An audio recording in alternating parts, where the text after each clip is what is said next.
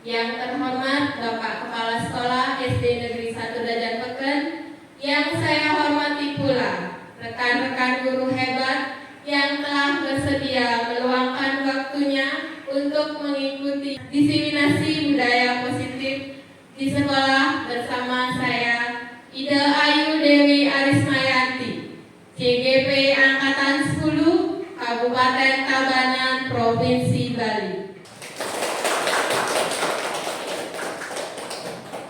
Sebelum kita memulai acara ini, marilah kita berdoa menurut agama dan kepercayaan masing-masing agar kegiatan diseminasi budaya positif pada siang hari ini dapat berjalan dengan lancar. Dan apa yang nanti kita pelajari pada kegiatan ini dapat kita implementasikan dengan baik di kelas maupun di sekolah. Kepada Bapak Kepala Sekolah dan rekan-rekan guru yang mohon untuk berdiri.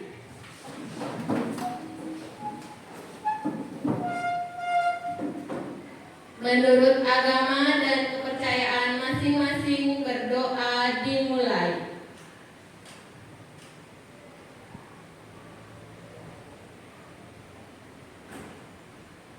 Berdoa selesai.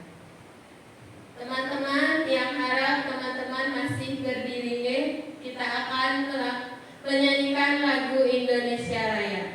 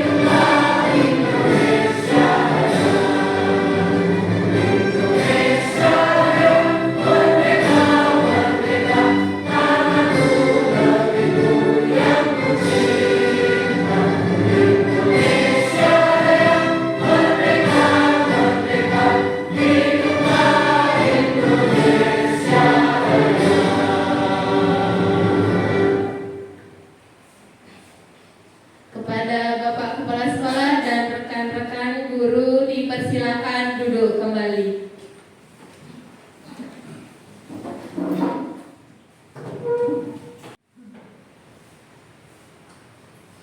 Teman-teman, pada kegiatan diseminasi budaya positif siang hari ini, ada pun susunan acara yang akan kita ikuti, yaitu pembukaan, kemudian sambutan dari Kepala Sekolah, konsep-konsep inti budaya positif, yang keempat tanya jawab, yang kelima adalah penutup. Kepada yang terhormat Bapak Kepala Sekolah SD Negeri 1 Dajanpeken agar berkenan untuk membuka acara ini sekaligus memberikan sambutannya. Untuk waktu dan kesempatan saya persilakan. Baik, terima kasih Dayu atas waktunya. Sebelum mulai, jika yang menentukan pengayu bagil mengatakan untuk menjadi umat, Om Swastiastu. Selamat pagi, salam sejahtera bagi kita semua. Pada kesempatan ini kami sebagai kepala sekolah merasa bangga karena ada diseminasi dari calon guru penggerak atas nama Ida Ayu Dewi Arismayanti angkatan ke-10. Ya, dalam diseminasi ini dengan topik budaya positif. Ya, namanya budaya, harus kita berbudaya, harus pembiasaan yang harus kita tekankan ke depannya, kebiasaan-kebiasaan yang baik sehingga menjadi budaya. Kebiasaan baik menjadikan budaya yang positif. Kan itu menuju ke arah positif, maka perlu sebagai guru kita memberikan teladan pada anak-anak. Perilaku baik itu seperti apa? Kan itu. Artinya guru harus menunjukkan sikap-sikap positif, sikap-sikap yang baik yang perlu ditiru oleh anak-anak kita. Oke, anak-anak kita akan meniru gurunya sendiri. Oh, gurunya sopan, saya sebagai anak harus juga sopan. Kan gitu. Jangan sampai terbalik, gurunya berkata kasar, anak juga ikut kata kasar. Kan gitu. Gimana dapat gurunya boleh kok kata kasar-kasar, kan itu yang ditiru nanti kan. Makanya budaya positif itu bermula dari kebiasaan yang baik. Apa yang baik-baik itu yang perlu kita tularkan kepada anak didik kita. Oke, setuju nggak Bapak Ibu? Setuju. Sopan, permisi Pak, gitu. Kalau anaknya kita gitu kan permisi dah, gitu. Kita juga boleh. Kalau kita ke rumah anak kita juga harus bilang permisi nak ya, gitu. Boleh nggak saya pinjam ininya, gitu boleh. Sopan guru saya, gitu kan. Dia merasa ini kan. Kita mau budayakan itu dulu ya. Artinya berkata ya dulu yang baik, kan gitu. Kemudian tingkah laku mengenai disiplin juga. Kemudian menjaga kebersihan, membuang sampah dengan baik. Jangan sampai gurunya dilihat oleh murid membuang sembarangan, sampah sembarangan itu. Itu riskan sekali. Ya, dia bisa ngomong, ibu guru si A itu untungan dulu ngawakin gitu selain. Ya, itu penting juga, makanya hati-hati. Ya, kita sebagai pendidik yang ditiru, apapun yang kita lakukan akan dipantau oleh orang tua, termasuk anak didik kita dipantau juga. Pasti dia ngomong sampai di rumah. Ya, sampai di rumah. Kalau gurunya baik, sopan, tidak pernah dimarahi, gitu kan, pasti ngomong di rumah. Kalau apalagi kalau sampai membentak. Di rumah dia sampai nangis, Bu, Pak, saya tadi dibentak oleh Bu Guru Dayu, itu umpama. Bukan, itu kan contoh. Pasti dia ngomong, apalagi dibilang gurunya membuli, itu membuli. Kita belajar anak-anak jangan membuli, tapi gurunya membuli, itu kan tidak boleh. Ya, kamu bodoh, itu tidak boleh. Bilang si A itu bodoh, itu tidak boleh. Ya. Kemudian menunjuk anak juga hati-hati. Dikira perundungan juga jadinya. Lebih baik siapa bisa angkat tangan. Ya, kalau tunjuk-tunjuk begini, sirina itu perundungan, itu nggak boleh. Kejut ya, sirina. Ya, kalau tidak siap pasti mengkejutnya kan. Begitulah perasaan anak-anak apabila guru berlaku seperti itu. Main tunjuk itu tidak siap dia. Lebih baik yang siap itu yang angkat tangan. Bu, saya itu umpama kan enak. Oh iya, jawab gitu. Kalau tidak ada, jangan dipaksakan, ya. Kasihan gitu. Kita juga tidak senang tunjuk, betul tidak? Betul. Kalau sekolah tunjuk gurunya si A, si B, malu-malu kok kencang gitu. Ya, tidak siap kan? Tidak siap. Kucangkan di kepala, gitu. Apalagi sampai dipanggil ke kantor. Ada apa ya? Itu kan pasti ada perasaan tidak enak. Ingat, perundungan adalah membuat perasaan orang tidak nyaman. Kan benar ya? Pasti tidak nyaman. Makanya dia sebagai kepala sekolah yang inginkan gurunya di sini nyaman semua, tidak ada perasaan tidak nyaman.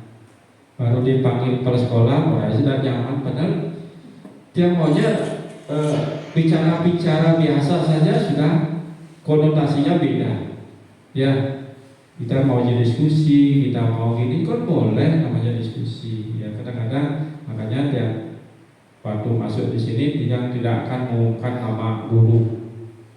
Guru si A arah ke kantor, itu dua perundungan itu.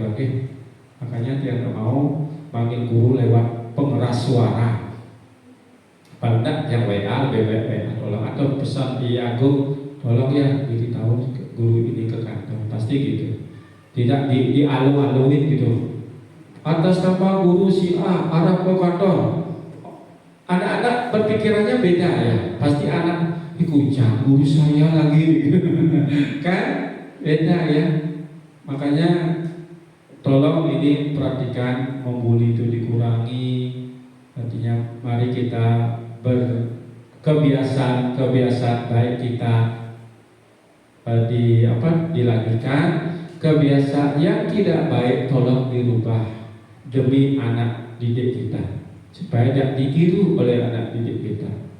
Dia inginkan anak didik kita meniru gurunya kelasnya, karena murid itu adalah cerminan guru kelasnya.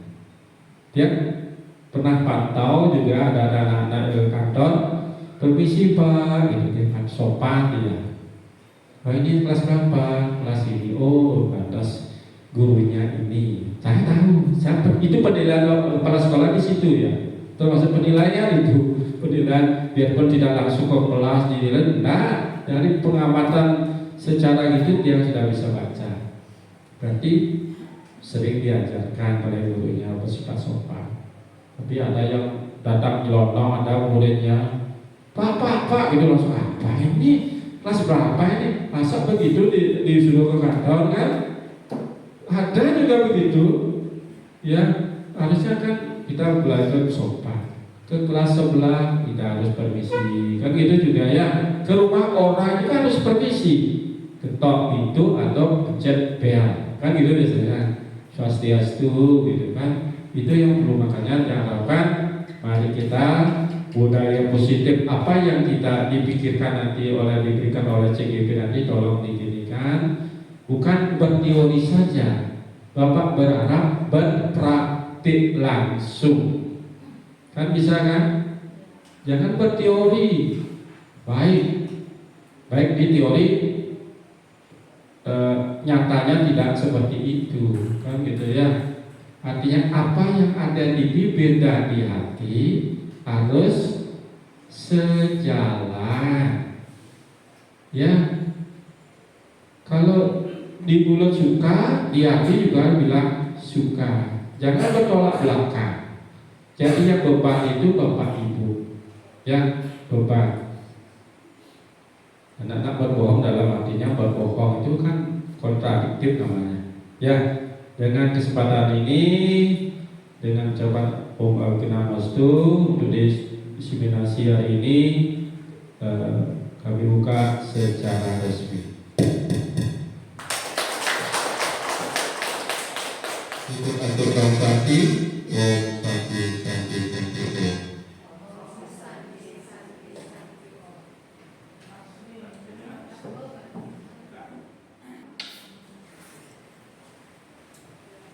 Terima kasih kepada Bapak Kepala Sekolah telah memberikan sambutan yang sangat menginspirasi kita semua agar kita sebagai pendidik lebih memberikan contoh bagaimana bersikap positif, berdisiplin positif agar anak-anak kita meniru apa yang telah kita contohkan. Untuk mempersingkat waktu, saya langsung ke materi inti yaitu konsep-konsep inti budaya positif. Sebelum kita ke materi inti, kita ke pertanyaan pemantik dulu teman-teman. Yang pertama, apakah hukuman menguatkan disiplin positif peserta didik? Teman-teman di sini hanya mengatakan setuju atau tidak dari pernyataan pertama. Jika setuju, teman-teman angkat tangan. Jika setuju, teman-teman tidak angkat tangan. Untuk pertanyaan pertama, apakah hukuman menguatkan disiplin positif peserta didik? Yang setuju? Siapakah di teman-teman yang setuju? Tidak setuju. Yang tidak setuju?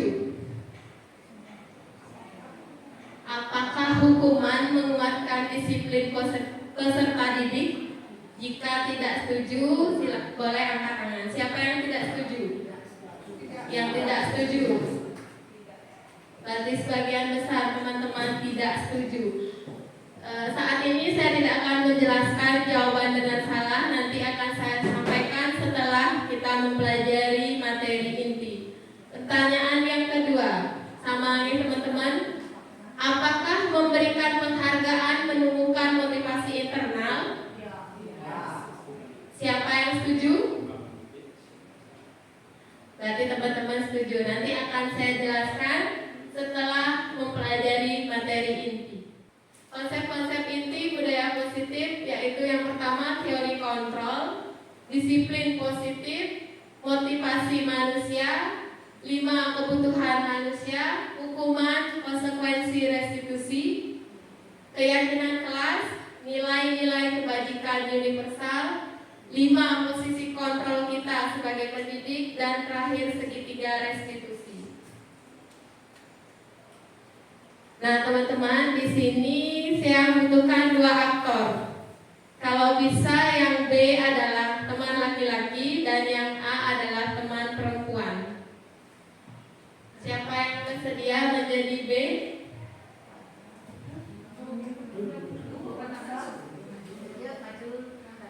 Siapa yang bersedia menjadi B?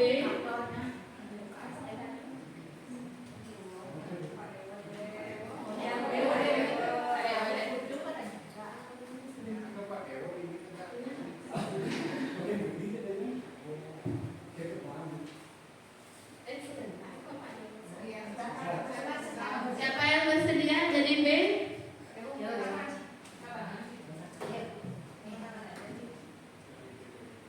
Oh ya, Pak Dewo yang jadi B. Dan yang bersedia menjadi A? Bu Linda, Bu Linda. Nah, tugas Bu Linda adalah menulis sesuatu yang penting untuk Bu Linda dan tidak boleh ada yang tahu apa isi tulisan yang Bu Linda tulis di kertas tersebut. Dan tugas Pak Dewo adalah merayu Bu Linda agar mau membuka kepalan tangan Bu Linda. Nanti Bu Linda, nanti kita tunggu apa reaksi dari Bu Linda setelah dirayu oleh Pak Dewo. Caranya yang pertama dia contohkan nih, misalnya Bu Linda, boleh nggak saya tahu apa isi di tangan Bu Linda itu? Bu Linda jawab, nggak boleh, ini penting buat saya. Dan lanjutkan kembali, terserah Pak Dewo sampai Bu Linda mau membuka. Kalau tidak mau juga tidak masalah nih. Kalau tidak bisa dirayu mungkin dengan kesepakatan atau mungkin dengan cara yang lain. Tidak harus mau dibuka, boleh juga kalau Bu Linda setuju, itu tergantung Bu Linda nanti. Tergantung juga cara Pak Dewo merayu Bu Linda. Nih, yang silakan untuk memperagakan Pak Dewo dan Bu Linda, silakan diperagakan bagaimana caranya merayu.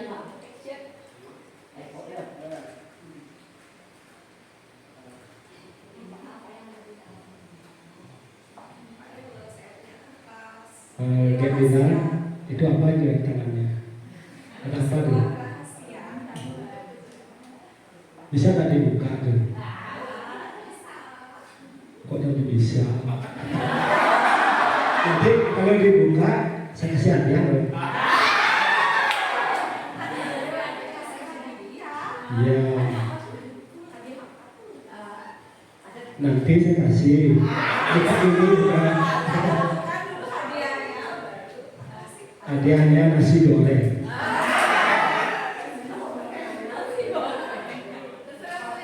Nanti untuk nasi gorengnya kita makan berdua.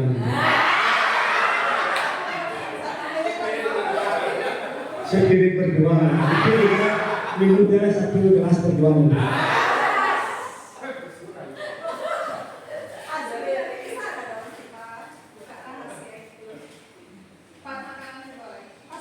Iya, pas kita makan nasi goreng. Kita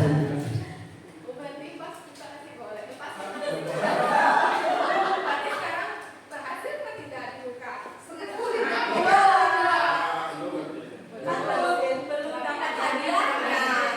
Oh, berarti kasih hadiah dulu, kasih hadiah.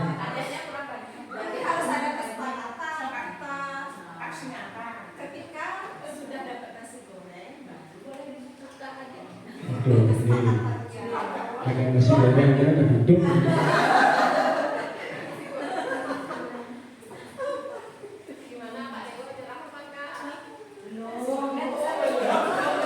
Ini ada jajan kotak mau enggak? Nah, ini ada masih ada kotak ya.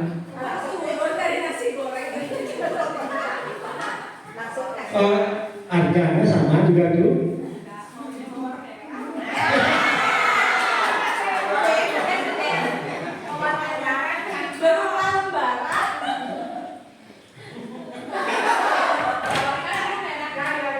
Ya nanti saya kasih ya. Nanti saya kasih.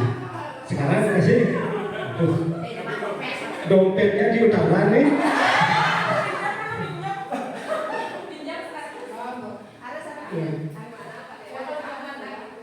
Ya kalau gitu saja lah.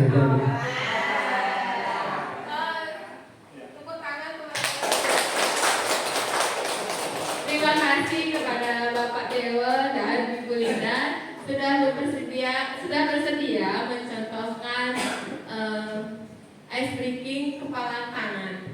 Nah, pada percontohan tadi bagaimana kesimpulan teman-teman?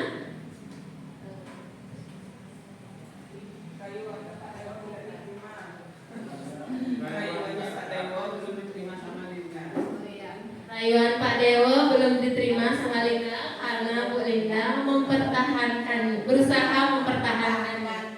Sekarang pertanyaannya, siapa yang sebenarnya memegang kontrol pada diri Anda? Diri kita sendiri ya teman-teman. Teori kontrol yang tadi teman-teman contohkan itu selaras dengan teori dari Dr. William Glasser dalam kontrol teori. Selama ini kita miskonsepsi dalam konsep teori kontrol. Menurut Dr. William Glasser, teknik kita melakukan kontrol itu adalah ilusi. Yang pertama, ilusi mengontrol murid. Kita tidak bisa mengontrol murid sesuai dengan keinginan kita. Yang kedua, ilusi semua penguatan positif itu efektif dan bermanfaat. Itu hanya ilusi. Penguatan efektif itu tidak bermanfaat menurut Dr. William Glasser. Kemudian yang ketiga, ilusi bahwa kritik dan membuat orang bersalah dapat menguatkan karakter. Itu juga ilusi. Yang keempat, ilusi bahwa orang dewasa memiliki hak untuk memaksa. Kita sering memikirkan anak didik kita harus sesuai dengan apa yang kita harapkan. Itu tidak bisa, Bapak Ibu. Mereka punya kontrol dirinya masing-masing. Jadi kita tidak bisa memaksakan sesuatu kepada anak didik kita. Teori kontrol dari Dr. William Glasser itu sejalan dengan pemikiran Ki Hajar Dewantara yang menjelaskan bahwa murid itu bagai kertas yang telah berisi coretan-coretan halus sejak dilahirkan. Artinya, tugas pendidik itu hanya untuk menuntun murid dan menebalkan karakter serta budi pekertinya. Kita tidak bisa mengontrol atau memaksa murid melakukan sesuatu sesuai dengan apa yang kita kehendaki. Hal ini juga sejalan dengan teori dari yang tadi sudah saya jelaskan ya, Dr. William Glasser, dan diperkuat kembali oleh teori dari Stephen Covey, di mana beliau menjelaskan memegang kontrol itu ada pada baris nomor 5 ya teman-teman. Yang ini yang nomor 5. Hanya Anda yang bisa mengontrol diri Anda sendiri. Teori stimulus respon ini seperti yang saya hadapi saat ini. Saya lebih berada pada teori stimulus respon pada awal kegiatan ini, yaitu saya berpikir menang kalah. Saya tadi selalu berpikir bahwa saya tidak mampu untuk melaksanakan diseminasi budaya pada hari ini. Tetapi setelah saya menguasai diri saya, mengontrol diri saya, bahwa saya yakin saya akan mampu membawakan diseminasi budaya positif pada siang hari ini dengan lancar. Itu adalah teori kontrol teman-teman. Jadi kita harus membuang jauh-jauh teori stimulus respon itu, tetapi pada teori kontrol bahwa kita pasti bisa, hanya kita yang mengontrol diri kita, bukan orang lain. Nah teman-teman, tadi sudah saya jelaskan bahwa kontrol itu, teori kontrol itu hanya kita yang mampu mengontrol diri kita sendiri. Nah bagaimana dengan disiplin Bapak Ibu? Apakah setelah mendengar penjelasan yang tadi bahwa hanya diri kita yang bisa mengontrol, berarti disiplin itu juga adalah, nah sebelum dia jawab, apa yang biasanya teman-teman pikirkan tentang arti dari kata disiplin?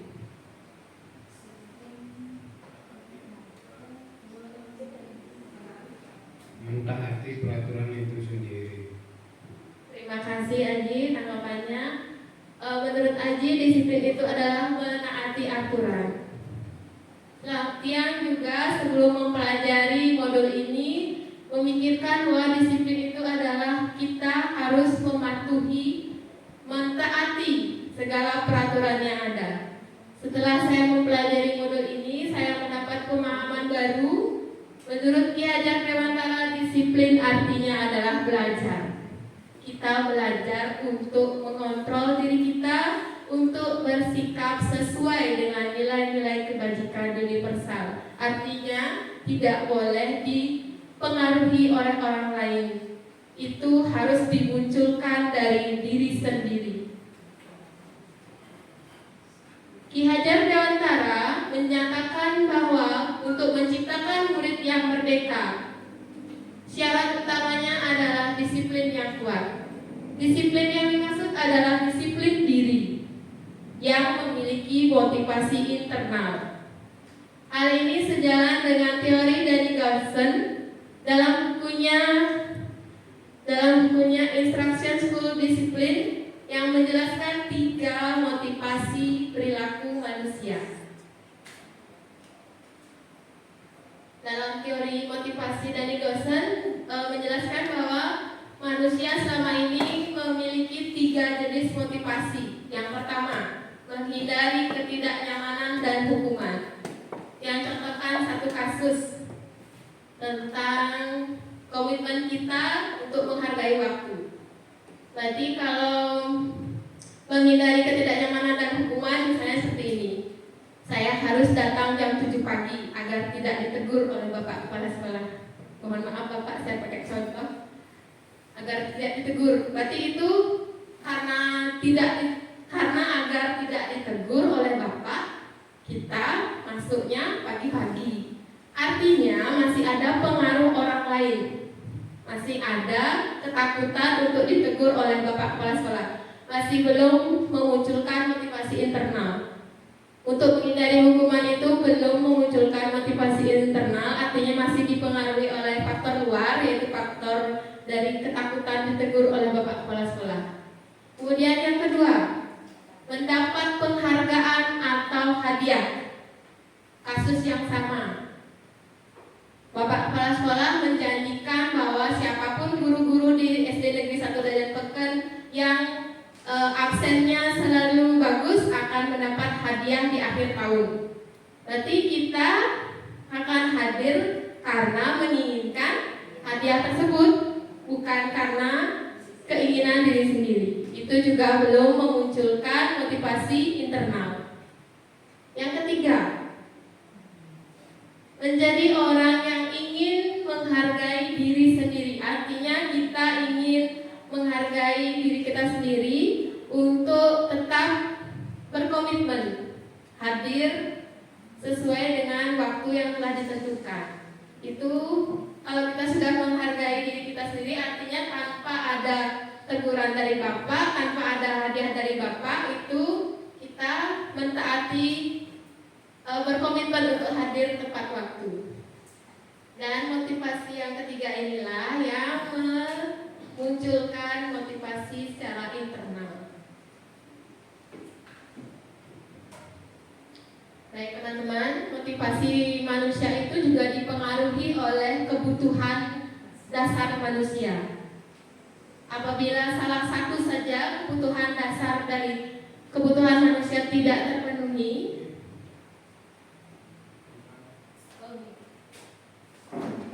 terima kasih Bapak sudah meluangkan waktunya untuk menghadiri diseminasi budaya positif. Yang lanjutkan ya teman-teman. Motivasi manusia itu dipengaruhi oleh juga kebutuhan dasar manusia. Salah satu saja kebutuhan dasar manusia tidak terpenuhi, maka akan mempengaruhi proses pembelajaran baik di kelas maupun di sekolah. Kebutuhan dasar manusia yang paling utama itu adalah kebutuhan bertahan hidup. Yang dimaksud dengan kebutuhan bertahan hidup adalah makan, minum, tempat tinggal, pakaian, dan rumah. Saya contohkan seperti siswa kita di kelas. Apabila anak-anak kita atau murid kita mengeluh pusing, pasti ketika kita tanya, kenapa kamu pusing nak? Bu, saya belum sarapan. Atau pas upacara bendera ada yang pingsan, ternyata anak tersebut belum sarapan. Kemudian selain kebutuhan bertahan hidup, manusia juga membutuhkan kesenangan, kebebasan, rasa diterima, dan penguasaan. Kita juga, kalau kesenangan, nah anak-anak di kelas kita ketika kita sedang mengajar, ada yang lain-lain di kelas, ada yang mengganggu temannya, diculik-culik temannya, digoda-godain temannya. Berarti kita harus sebagai pendidik harus respon cepat. Oh, berarti anak-anak ini ada yang mengganggu dia, ada yang kurang disenangi dari proses pembelajaran kita. Kita bisa memberikan ice breaking kepada anak-anak kita atau diajak bertebak-tebakan, bermain tebak-tebakan. Kemudian kebutuhan kebebasan. Contoh yang kita sering temukan di kelas adalah anak-anak kita sering keluar saat jam pelajaran, beralasan ada yang kencing. Kemudian temannya melaporkan bahwa dia tidak ke kamar mandi, dia hanya duduk saja di pojok sekolah.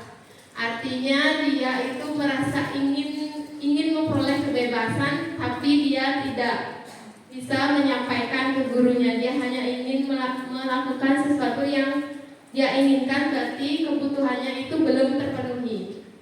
Kemudian merasa diterima, mendapat kasih sayang. Anak-anak kita dan kita juga sebagai pendidik itu membutuhkan rasa kasih sayang. Kita perlu dihargai anak-anak, anak-anak perlu juga dihargai oleh gurunya. Seperti itu, ada timbal balik antara guru, orang tua, dan murid. Kemudian yang dimaksud dengan kebutuhan penguasaan adalah kita harus jeli melihat siswa yang berpotensi di kelas. Kita bisa memanfaatkan siswa tersebut untuk menjadi pemimpin pembelajaran. Yang dimaksud pemimpin pembelajaran adalah meminta siswa tersebut untuk mencontohkan ke depan. Misalnya dalam pelajaran membaca puisi, anak tersebut diminta untuk mencontohkan puisi. Kalau pelajaran agama diminta untuk mencontohkan puja Trisandil dan lain sebagainya. Artinya kita mengakui kemampuan anak tersebut sehingga kebutuhan atas penguasaannya terpenuhi. Jika kita sudah bisa memenuhi kebutuhan diharapkan memunculkan motivasi internal peserta didik. Nah, teman-teman, sebelum kita lanjut ke materi yang lain, mari kita menonton film tentang kasus siswa datang terlambat.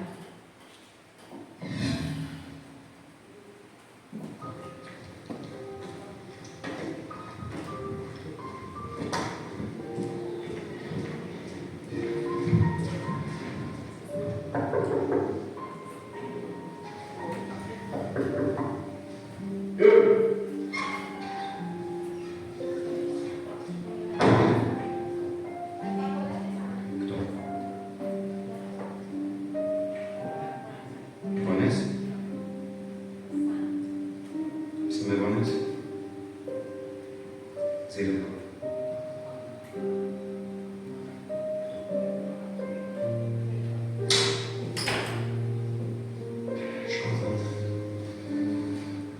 Moça apareceu, irmão.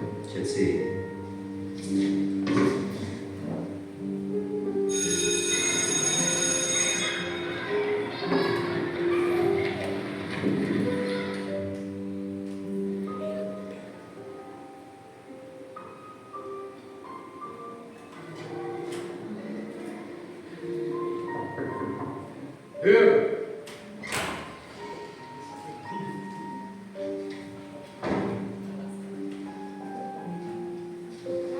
Berapa irmão?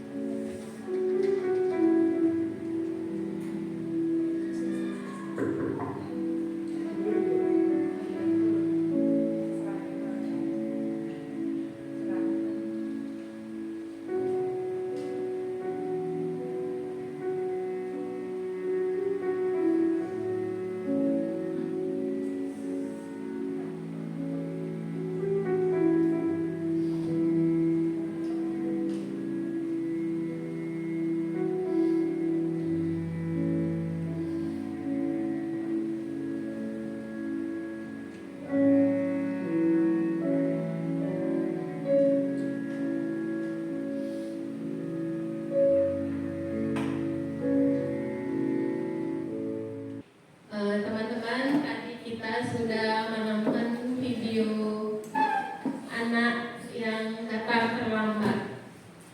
Setelah Bapak Ibu menonton video tersebut, apa pelajaran yang dapat Bapak Ibu ambil dari video tersebut? Saya mohon satu komentar dari teman-teman tentang video tersebut. Ya.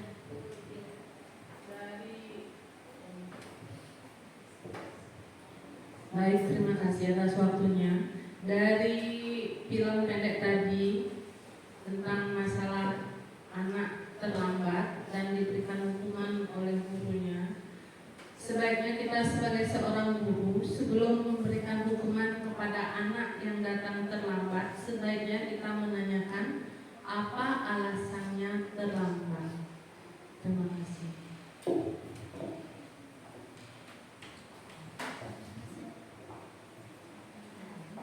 Terima kasih kepada Ibu Guru Dia sudah memberikan komentar tentang video tersebut. Memang benar pernyataan dari Ibu Dia bahwa kita sebagai pendidik harus bertanya terlebih dahulu alasan dari siswa tersebut. Jangan langsung menghakimi. Nah, setelah kita menonton video tadi, yang lanjutkan tentang penjelasan.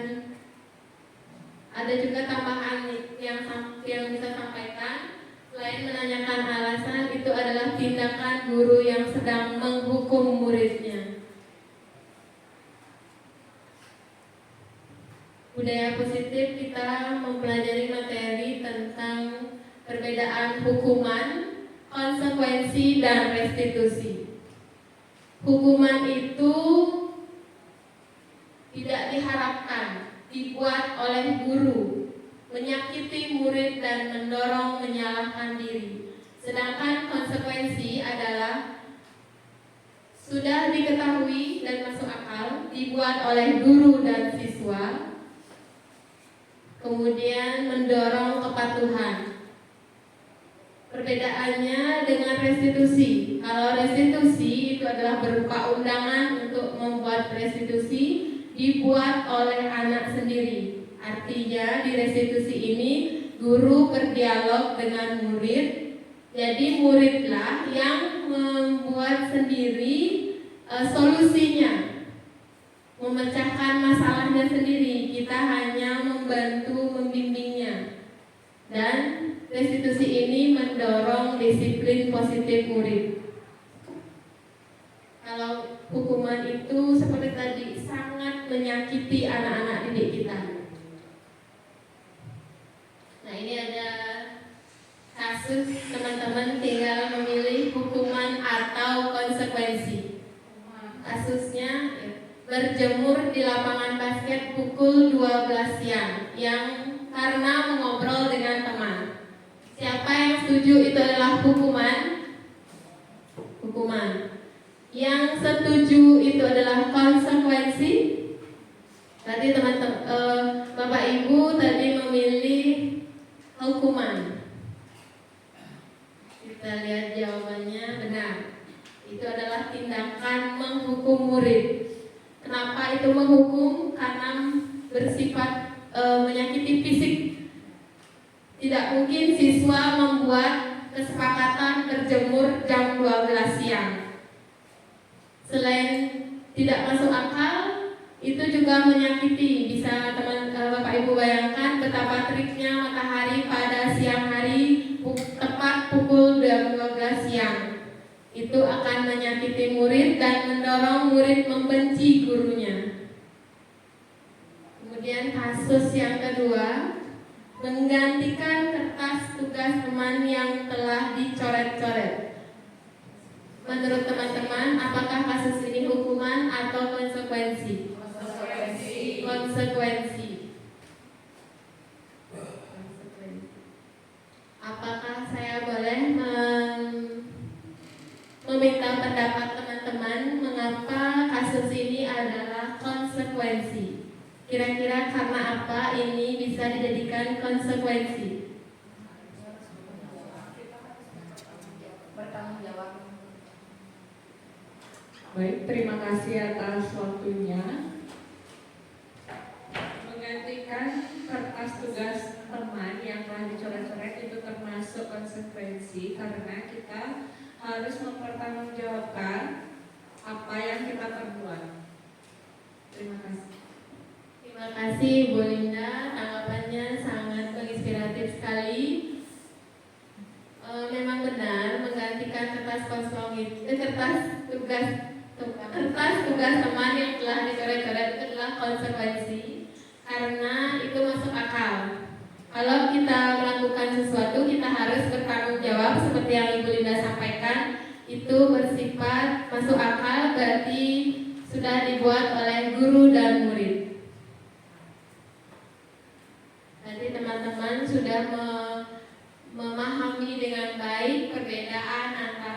hukuman dan konsekuensi. Untuk restitusi akan saya jelaskan nanti lebih mendalam.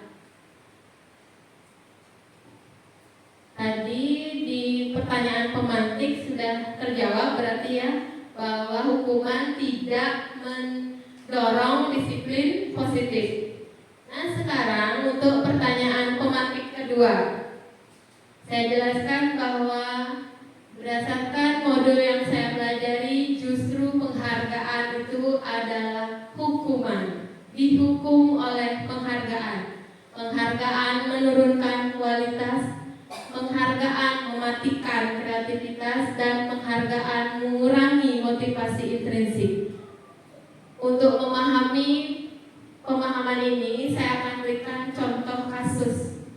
Ada dua siswa di sekolah. Salah satu berasal dari keluarga mampu. Sudah sering mendapat penghargaan dari orang tuanya. Jika anak tersebut diminta melakukan sesuatu, pasti selalu mendapat penghargaan atau berupa hadiah dari orang tuanya. Dan siswa lagi satu adalah siswa yang berasal dari keluarga biasa-biasa saja, yang tidak pernah memberikan hadiah atau penghargaan kepada anak tersebut. Ketika saya sebagai pendidik memberikan tugas untuk membuat kerajinan atau mengerjakan sesuatu yang membutuhkan kreativitas, justru siswa yang tidak pernah mendapat penghargaan tersebutlah yang berusaha menghasilkan suatu karya yang maksimal, karena di pikirannya dia tidak mengharapkan apapun, dia tidak mengharapkan hadiah dari gurunya, tidak mengharapkan penghargaan. Dia dengan tulus membuat karya tersebut. Berbeda dengan siswa yang lagi satu yang terbiasa mendapat hadiah, dia agak sedikit enggan untuk mengerjakan tugas tersebut karena dia tidak akan mendapatkan hadiah dari gurunya. Itulah yang dimaksud dengan dihukum oleh penghargaan. Jadi penghargaan itu mematikan kreativitas anak dan mengurangi motivasi intrinsik.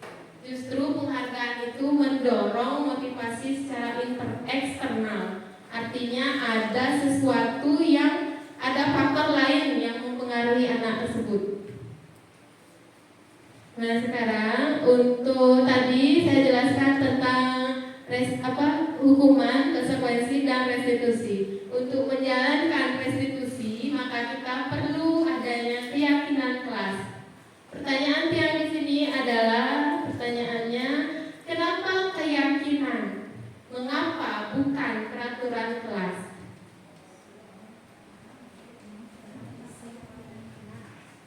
Mungkin saya bisa, mungkin teman-teman ada yang bisa terlintas di dalam pikirannya dari apa itu peraturan, apa itu keyakinan menurut teman-teman.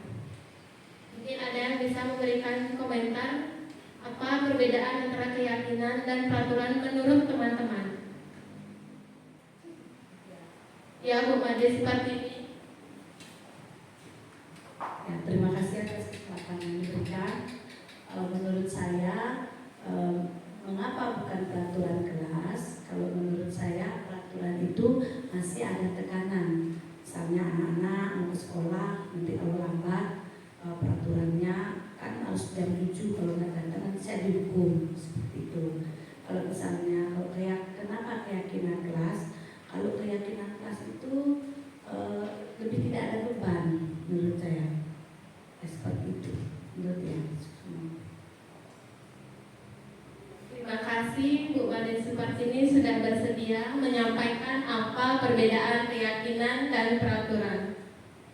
Saya akan menambahkan sedikit jawaban.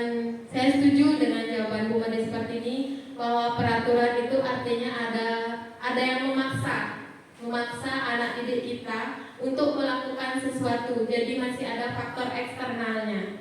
Sedangkan keyakinan itu berasal dari hati nurani anak didik kita. Jadi yang tepat adalah keyakinan kelas, bukan peraturan kelas. Sebelum saya mempelajari modul ini, saya membuat kesepakatan kelas itu adalah peraturan, bukan keyakinan. Dilihat dari contoh kalimatnya, Bapak Ibu.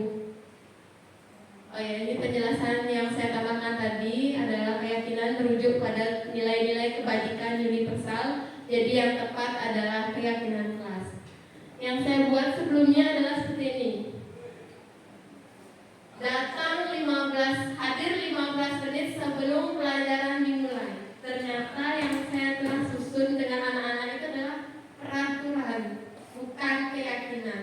Tetapi melalui modul ini saya mempelajari bahwa disiplin positif itu yang tepat adalah keyakinan, yaitu diparafrasekan kalimatnya agar memunculkan motivasi secara internal, yaitu dari hadir 15 menit diubah menjadi menghormati orang lain. Itu artinya ada komitmen. Kalau sudah berkomitmen berarti itu sudah dari hati nuraninya. Kalau hadir 15 menit masih ada tekanan. Kalau saya tidak hadir sebelum 15 menit berarti saya mendapat hukuman, masih ada faktor eksternalnya. Kemudian kalau misalnya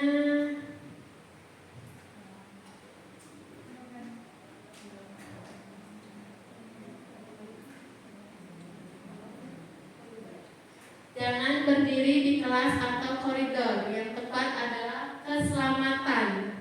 Artinya menjaga keselamatan itu lebih penting. Kalau jangan berdiri berarti kata jangan itu sudah mengintimidasi anak, sudah membuat adanya aturan. Berarti itu bukan keyakinan. Yang keyakinan adalah bahwa anak itu percaya bahwa dia harus berdiri di tempat yang benar agar dia selalu selamat. Jadi keselamatan.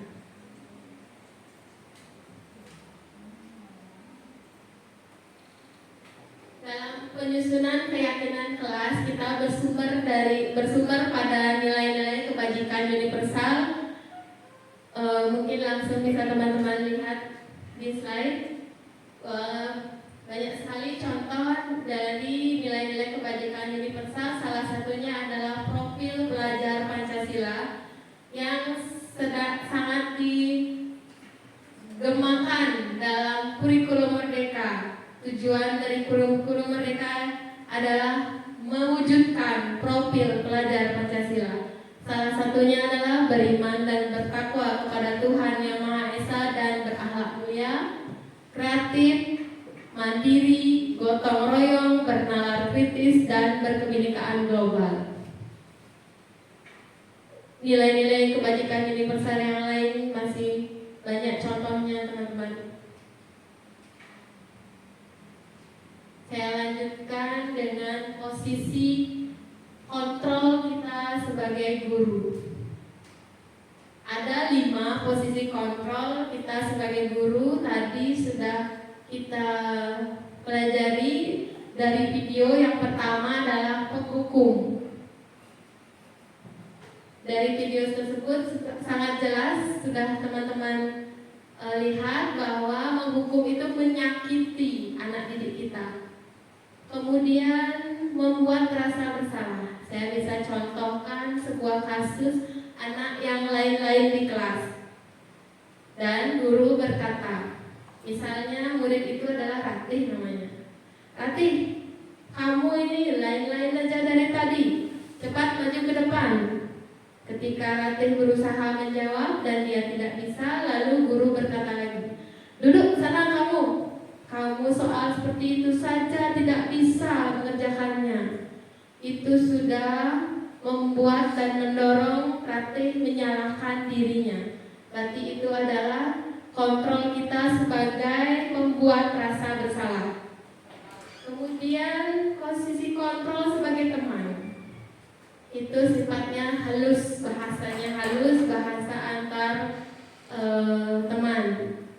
Guru seolah-olah adalah temannya. Contohnya masih Ratih dengan posisi sebagai teman. Guru berkata, ayolah Ratih, jangan lain-lain, nanti guru ditegur sama bapak kepala sekolahnya.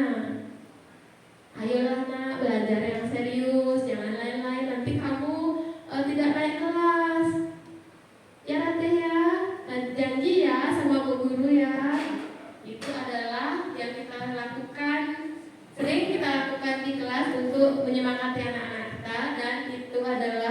kontrol kita sebagai teman.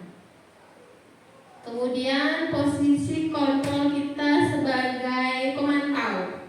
Pemantau itu artinya ada catatan atau pantauan terhadap Ratih. Masih sama nih kasus Ratih tadi.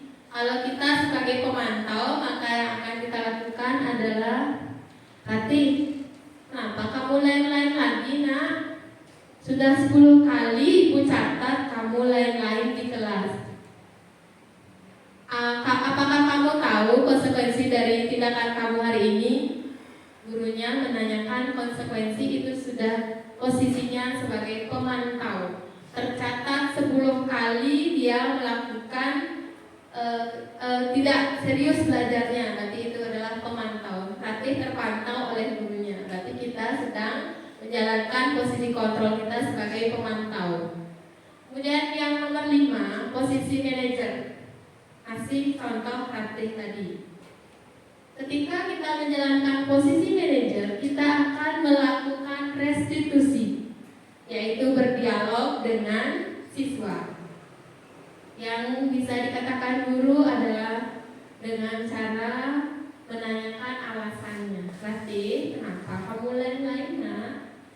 Bisakah kamu menyampaikan alasan dari tindakan kamu hari ini? Seperti itu, lebih halus lagi caranya, dan Ratih akan terdorong untuk memunculkan cara untuk menyelesaikan permasalahan yang dihadapi di kelas. Itu adalah 5 posisi kontrol guru. Bapak Ibu, 5 posisi kontrol kita sebagai pendidik itu ada yang memunculkan identitas gagal dan ada juga yang memunculkan identitas berhasil. Untuk identitas gagal itu adalah posisi kontrol kita sebagai penghukum dan membuat rasa bersalah, itu belum memunculkan motivasi secara internal. Dan posisi yang sudah bisa membuat identitas berhasil adalah teman, posisi teman, pemantau, dan manajer. Tetapi di antara teman, pemantau, dan manajer yang akan berhasil mendorong motivasi internal, mendorong siswa mampu menyelesaikan permasalahan dan mencari solusi dari permasalahannya adalah posisi kita sebagai manajer dengan menerapkan segitiga restitusi. Dari penjelasan saya tadi, saya ingin tanggapan Bapak Ibu terhadap kasus tidak memakai topi saat upacara bendera. Yang dikatakan guru adalah maju ke depan dan berdiri di tiang bendera. Apakah posisi yang sedang dijalankan oleh guru tersebut? Sebagai posisi penghukum, ya betul, sebagai penghukum. Kita sedang menjalankan posisi sebagai penghukum. Kemudian dilanjutkan kasus yang sama. Majulah ke depan karena hari ini kamu sangat berprestasi. Kamu satu-satunya yang berbeda hari ini. Dia yang dikatakan berbeda dari teman-temannya semua memakai topi dan dia satu-satunya yang tidak memakai topi di kasus ini. Posisi apakah yang sedang dijalankan oleh guru tersebut? Apakah penghukum, pembuat rasa bersalah, teman, pemantau, atau manajer? Ada yang menjawab manajer? Pembuat rasa bersalah? Apa manajer? Pembuat rasa bersalah, ya betul ya. Anak itu merasa bersalah. Dia tidak dihukum langsung, tapi dia dibuat bersalah. Merasa dirinya bersalah. Berarti kita sedang menjalankan posisi sebagai pembuat rasa bersalah. Selanjutnya, kasus yang sama. Tidak memakai topi saat upacara bendera. Ayolah bantu ibu, ingatlah bawa topi. Nanti ibu dimarah sama bapak kepala sekolahnya.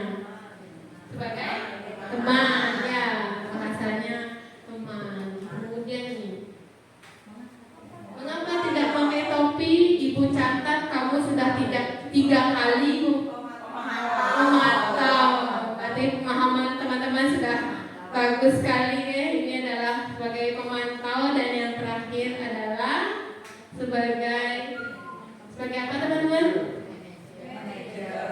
Dilihat dari apa yang dikatakan guru, yaitu yang pertama. Apakah kamu tidak membawa topi? Nanti muridnya jawab, iya betul ibu. Teman kamu juga pernah tidak membawa topi. Kamu pasti punya alasannya. Adakah cara yang agar kamu tidak lupa memakai topi? Nilai apa yang kamu yakini? Nah, di posisi manajer ini melakukan restitusi dengan menerapkan keyakinan kelas yang telah dibuat. Dan terakhir, kamu nantinya akan menjadi seperti apa? Itu adalah posisi manajer yang melaksanakan restitusi. Pertanyaan selanjutnya, nah, peran apakah yang Anda jalankan selama ini? Bu Indah sebagai teman. Ibu Mania Sifat ini sebagai manajer. Ada yang sebagai pemantau? Enggak.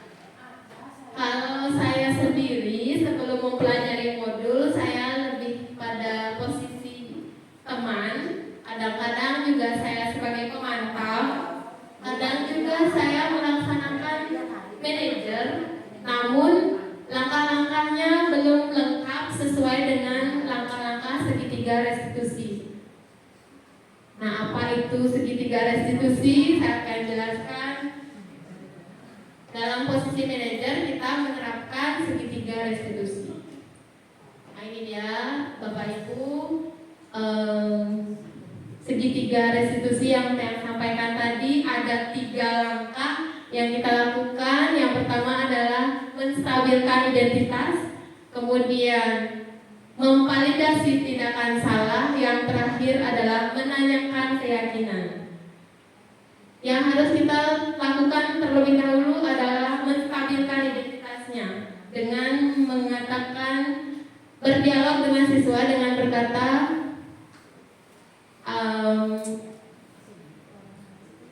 setiap orang pasti pernah bersalah. Bukan kamu satu-satunya orang yang pernah bersalah. Berarti kita sudah menstabilkan identitasnya bahwa bukan hanya dia saja yang pernah bersalah. Kemudian yang kita lakukan selanjutnya adalah memvalidasi tindakan yang salah. Kita tanyakan alasan dari tindakan murid tersebut. Apa alasannya murid tersebut melakukan tindakan yang melanggar keyakinan kelasnya. Kemudian setelah ditanya alasannya, selanjutnya guru bertanya kepada siswa untuk siswa menentukan tindakan yang lebih efektif yang bisa dia lakukan agar dapat menyelesaikan masalahnya. Kemudian yang terakhir adalah menanyakan keyakinan dengan cara pertama keyakinannya ditanyakan terlebih dahulu, kemudian akan ditanyakan kembali ke anak-anak, mereka akan menjadi seperti apa. Kepada Aji Irawan sebagai perwakilan dari sebagai wakil dari sekolah-sekolah, saya persilakan untuk duduk di depan agar nanti bisa menonton video pembuatan keyakinan kelas dan penerapan segitiga restitusi yang dilaksanakan di kelas. Kepada Aji yang persilakan.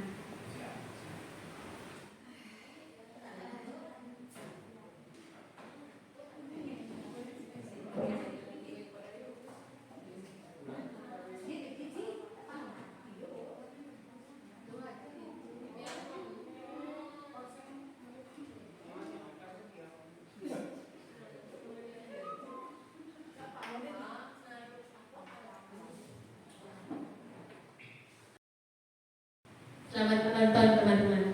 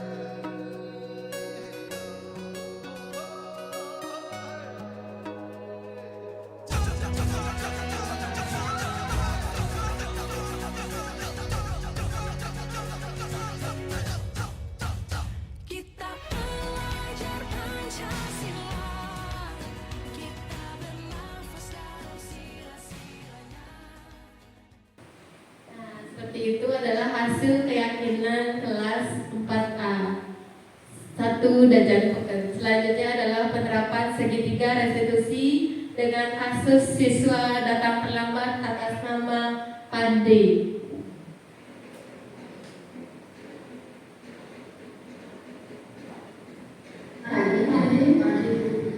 Guru Ranti melaporkan kepada ibu bahwa Pandi datang terlambat.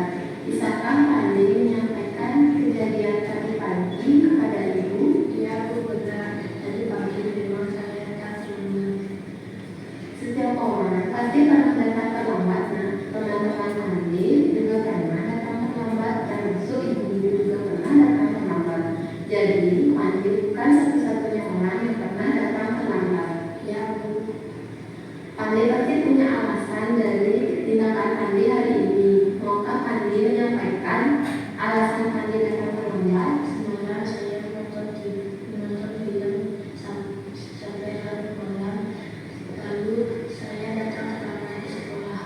Menurut Pandi, adakah tindakan yang lebih efektif yang bisa Pandi lakukan agar tetap bisa menonton film tetapi tidak terlambat datang ke sekolah? Menonton film di waktu luang di hari libur. Bagus sekali. Nah, menurut Pandi, apakah tindakan Pandi hari ini sudah sesuai dengan keyakinan kelas kita? Belum. Kalau belum, keyakinan apa yang Pandi percayai agar Pandi dapat hadir tepat waktu ke sekolah? Datang 15 menit sebelum pembelajaran dimulai. Nantinya Pandi ingin menjadi orang yang seperti apa? Ingin menjadi orang yang disiplin serta menghargai waktu. Bagus sekali, Pandi. Nah, Pandi sekarang silakan kembali ke kelas dan bermain dengan teman-teman. Terima kasih. Sama-sama, Pandi. Nah, itu dia tadi teman-teman penerapan segitiga restitusi yang saya terapkan untuk mengatasi permasalahan yang dihadapi Pandi. Saat itu Pandi datang terlambat karena Pandi nonton YouTube hingga larut malam, dan dia membuat solusi akan menonton film kalau punya waktu luang. Itu adalah penerapan segitiga restitusi dengan posisi kita sebagai manajer, yaitu berdialog dengan murid agar murid mampu menyelesaikan permasalahan sendiri dan mencari solusi dari permasalahannya. Dan tindakan tersebut adalah mendorong motivasi Pandi secara internal. Dari penjelasan yang saya sampaikan tadi terkait konsep-konsep inti budaya positif serta penerapan segitiga restitusi yang telah saya laksanakan di kelas, apakah Bapak Ibu ada yang ingin ditanyakan terkait konsep-konsep inti tersebut, atau ingin bertanya tentang kasus-kasus yang pernah dialami selama ini di kelas maupun di sekolah? Apabila ada teman-teman yang ingin bertanya, saya persilakan. Ya, Bu Made Spartini.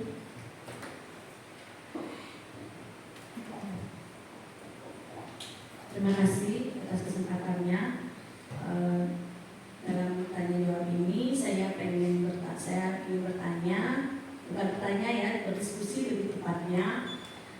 Bagaimana cara kita untuk memberikan kenyamanan bagi anak-anak di kelas maupun dia mau menuju ke sekolah. Bagaimana cara kita untuk memberikan kenyamanan supaya mereka itu rasa nyaman untuk ke sekolah, tidak ada tekanan atau nyamanlah mereka atau tidak bebanlah mereka ke sekolah. Itu yang pengen saya diskusikan dengan teman-teman. Saya tahu ada yang memberikan solusi seperti itu. Semua terima kasih.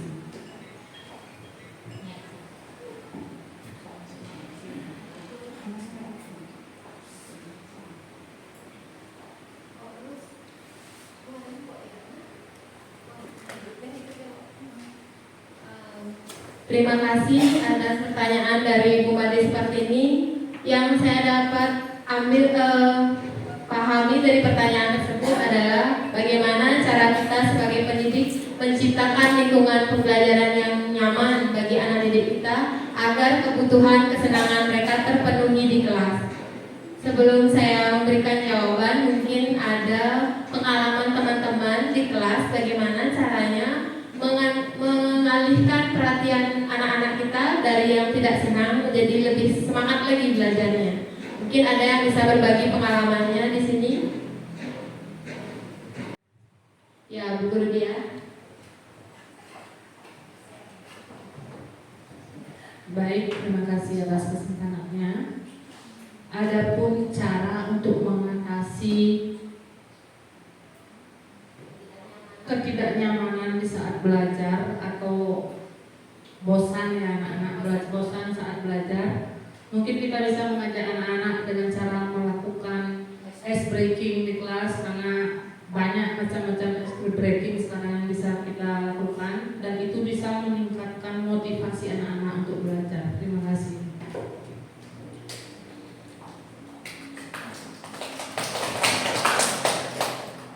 Terima kasih Ibu Dia sudah mau berbagi pengalamannya terkait bagaimana cara Bu Dia untuk mengaktifkan kembali anak-anak yang sebelumnya bosan, sebelumnya tidak senang dan tidak nyaman dengan melakukan ice breaking di kelas. Saya sangat sependapat dengan jawaban dari pengalaman Ibu Dia bahwa kita harus mengalihkan perhatian anak-anak.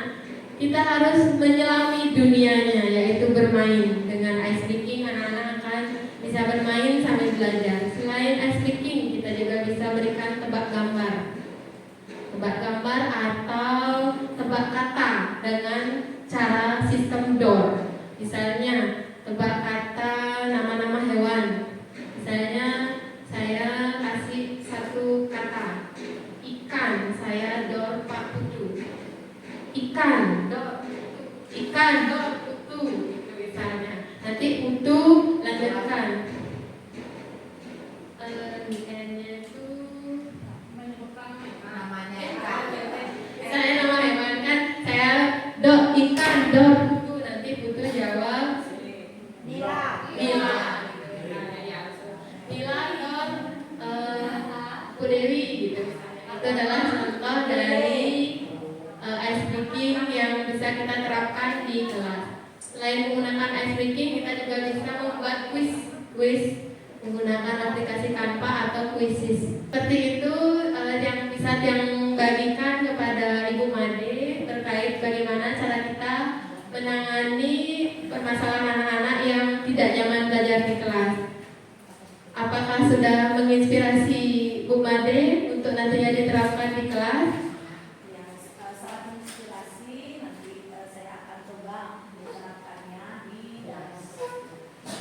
Baik, terima kasih. Apakah teman-teman masih ada yang ingin bertanya? Ya. Baik Bapak Ibu, karena sudah tidak ada pertanyaan lagi dari Bapak Ibu, saya akan lanjutkan untuk menyimpulkan kegiatan diseminasi budaya positif pada siang hari ini. Budaya positif adalah bagaimana kita membiasakan anak didik kita untuk berdisiplin positif. Ketika kita sudah membiasakan diri kita sebagai pendidik mencontohkan disiplin positif, akan menggugah hati anak didik kita untuk mengikuti apa yang kita laksanakan di kelas maupun di sekolah, sehingga harapannya tercipta budaya positif yang menyeluruh di lingkungan kelas maupun di lingkungan sekolah. Dengan menerapkan posisi kontrol sebagai manajer dan melaksanakan segitiga restitusi untuk menyelesaikan permasalahan yang dialami murid-murid kita. Demikianlah yang dapat saya sampaikan pada diseminasi budaya positif siang hari ini. Apabila ada yang kurang berkenan, mohon dimaafkan. Dan acara pada siang hari ini saya tutup dengan parama santi. Om Santi Santi Santi Om. Waalaikumsalam warahmatullahi wabarakatuh. Salam sejahtera, shalom, nama budaya, salam kebajikan untuk kita semua.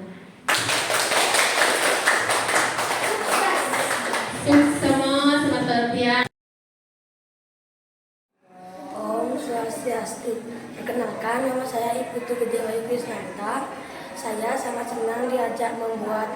keyakinan kelas bersama Ibu Guru Dayu karena keyakinan kelas sangat penting bagi saya untuk menumbuhkan sikap toleransi dalam diri saya.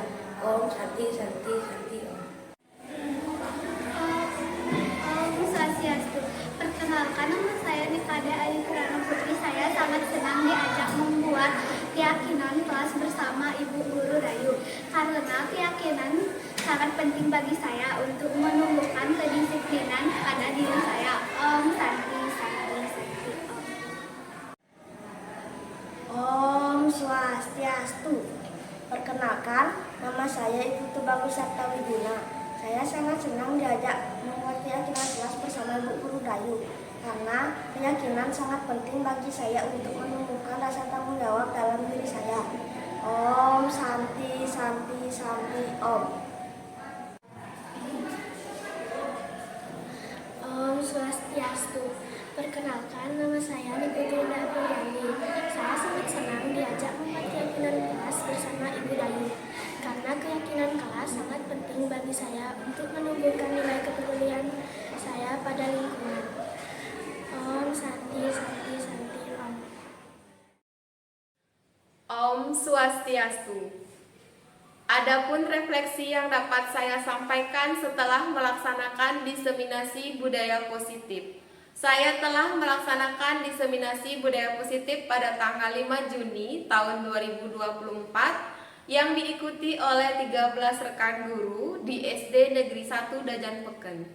Saya juga telah membuat keyakinan kelas bersama murid-murid saya kelas 4A serta menerapkan segitiga restitusi dalam mengatasi permasalahan yang dialami murid-murid saya. Perasaan saya setelah melaksanakan aksi nyata ini sangat senang karena dapat berbagi praktik baik bersama rekan-rekan guru terkait budaya positif serta penerapannya di kelas maupun di lingkungan sekolah. Rencana perbaikan untuk implementasi ke depannya yang dapat saya lakukan yang pertama adalah selalu melakukan evaluasi serta mereview keyakinan kelas yang telah saya buat bersama murid-murid saya. Kemudian meminimalisir kekurangan pada diri saya, selalu mengupdate diri terkait budaya positif serta penerapannya di kelas maupun di lingkungan sekolah, lebih memahami kebutuhan murid-murid saya di kelas, kemudian memposisikan diri sebagai manajer serta menerapkan segitiga restitusi dalam mengatasi permasalahan yang dialami murid-murid saya. Sekian yang dapat saya sampaikan dalam refleksi ini. Saya ucapkan terima kasih. Om Santi Santi Santi Om.